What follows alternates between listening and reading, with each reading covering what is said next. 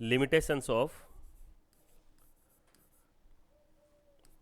Bore atomic model. बेटा इनकी जो कमियां है ना, दो तो इसकी याद करनी है आपको और दो कमियां इसकी याद करनी है, पूछे गए अल्टरनेटली ये ईयर्स में। इसके बाद आपको डेफिनेशन इसमें हम किस किस की याद करेंगे, डेफिनेशंस आपको याद करनी है, परिभाषाएं। आयनन ऊर्जा की,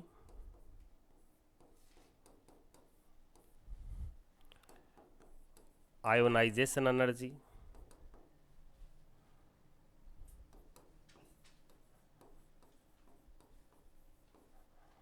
और दूसरी आपको याद करनी है उत्तेजन ऊर्जा की।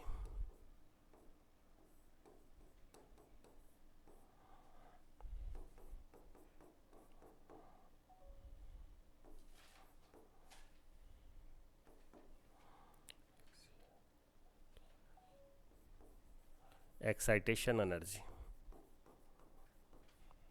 Excitation energy.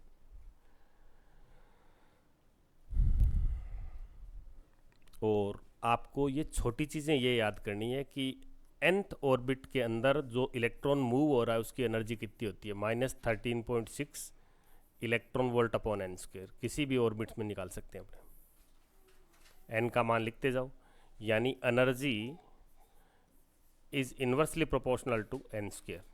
रेडियस कैसे डिपेंड करती है, त्रिज्या, radius is equal to N square R one, R N directly proportional to N square. Sir ये क्या होती है आर वन, आर वन होती है बेटा पहली ऑर्बिट की रेडियस, इसे बोर रेडियस भी बोलते हैं, ए नोट से लिखते हैं, ये बोर त्रिज्या है। इसका डायरेक्टली मान आपसे पूछा जा सकता है, कई बार पूछा भी गया है। बोर रेडियस का मान होता है बेटा 53 पिकोमीटर, या एमस्ट्रॉन्ग में बात करूं तो 0.29 एमस्ट्रॉन्ग। आजकल ट्रेड नैनोमीटर का है तो इसे हम 0.5, तो अपने 0.1 आगे और खिसका देंगे तो यहाँ आ जाएगा 0.0529 नैनोमीटर। ये चीज़ नोट डाउन कर लें आप। इसके बाद नेक्स्ट आपको velocity of electron in the first orbit of hydrogen atoms, electron की हाइड्रोजन परमाणु की प्रथम कक्षा में स्पीड ज्ञात करनी है आपको। तो वो ज्ञात करनी तो आपको न्यूमेरिकल वैल्यू याद रखना है, मीटर पर सेकंड।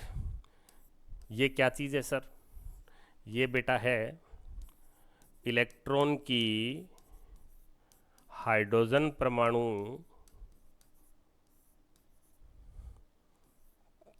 के अंदर प्रथम कक्षा में चाल, स्पीड, चाल। ये चीज़ें आप फाइनली याद कर लेंगे। अब बढ़ते हैं अपने नेक्स्ट चैप्टर की तरफ। नेक्स्ट चैप्टर नंबर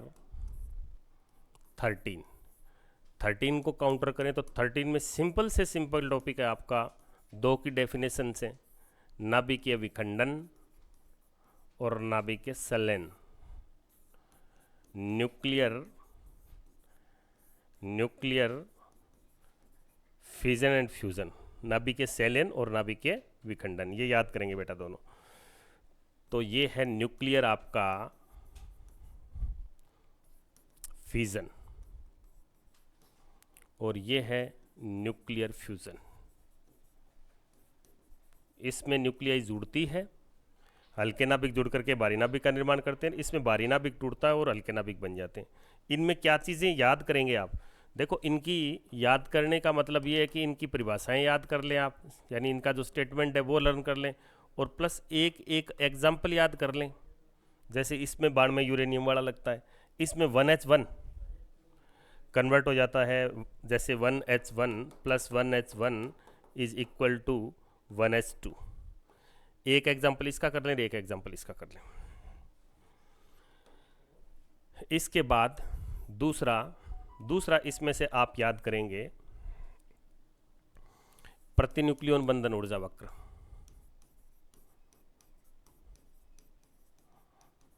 प्रतिन्यूक्लियन बंधन ऊर्जा वक्र।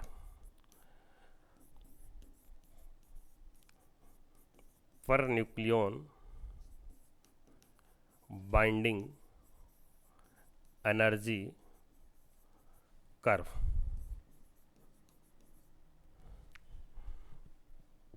ये किस किस के बीच में खींचा जाता है? तो ये खींचा जाता है EBN वर्सेस ए, द्रव्यमान संख्या। द्रव्यमान संख्या और प्रतिन्यूक्लियन बंधन ऊर्जा में खींचा जाता है। इसका ग्राफ की जो शेप है वो थोड़ा सा आपने पहले याद की है, तो ऐसे थोड़ा जिगजैग हुआ होने के बाद ऐसे होकर के ऐसे हो गया। सबसे ऊपर किसकी होती है? तो ये एक पर्टिकुलर क्वेश्चन है, इस पे ए लेते हैं और इस पे EBN लेते हैं। EBN होती है बेटा मेगा इलेक्ट्रॉन वोल्ट में। बेटा इसके बाद आपको इसमें से इन 3 चीज़ों की डेफिनेटली डेफिनेशन और फॉर्मूले करने ही करने हैं।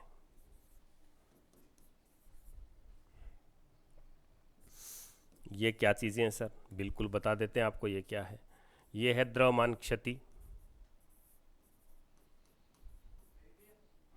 और ये है बंधन ऊर्जा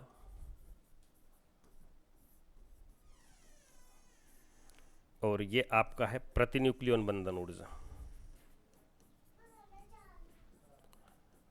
प्रतिन्यूक्लियन बंधन ऊर्जा।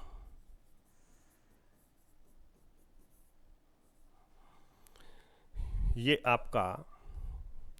आपका इन इंग्लिश मास डिफेक्ट, ये binding energy,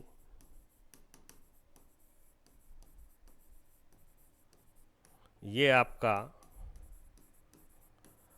per nucleon binding energy.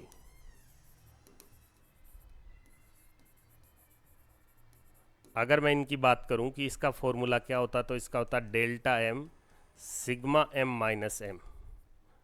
द्रव्यमान क्षति नाभिक के परिकलित द्रव्यमान और मापित द्रव्यमान का अंतर होता है। बंधन ऊर्जा जो होती है वो क्या होते हैं? कुछ प्रोटॉन और कुछ neutrons. Some protons and neutrons come together for the certain mass and charge. Nucleus का फॉर्म करने के लिए हम कुछ प्रोटॉन्स और न्यूट्रॉन को एक साथ रखते हैं तो कुछ एनर्जी रिलीज होती है, that energy is known as binding energy. जैसे हम कुछ प्रोटॉन्स और कुछ न्यूट्रॉन को एक साथ रखते हैं।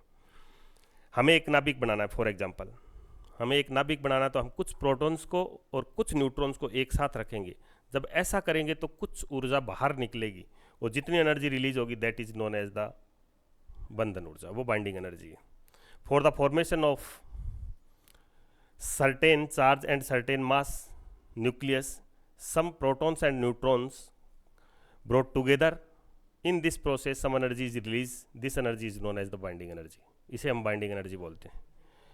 और पर न्यूक्लियन बाइंडिंग एनर्जी, एक न्यूक्लियन के पास जो ऊर्जा होती है बंधन ऊर्जा बटा आएगा द्रव्यमान संख्या।